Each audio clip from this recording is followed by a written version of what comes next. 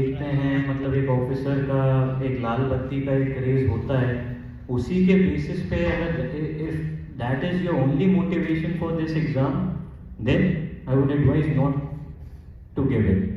आपका मोटिवेशन एक बहुत इंपॉर्टेंट है इस एग्जाम में, because this exam requires a lot of patience, it requires a lot of hard work. इसमें मैं अभी भी कहता हूँ कि ये जेई से सरल एग्जाम है। It is not as difficult as compare to JE, because जो इसमें पढ़ना होता है वो रॉकेट साइंस नहीं है।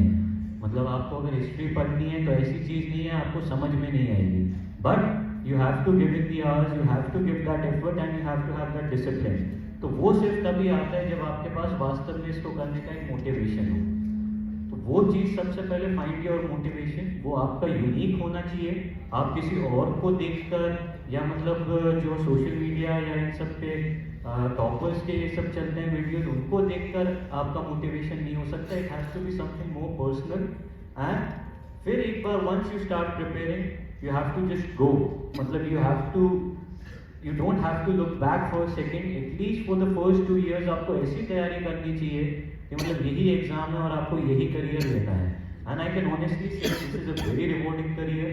मतलब अगर आप सही में, if you want to do something, if you want to use your abilities for this for the betterment of society, then this career, there's no such career, I think no such career which offers so many opportunities in so many diverse fields. So my advice would be that find your motivation. Then once you have found that, please work hard, do not look back.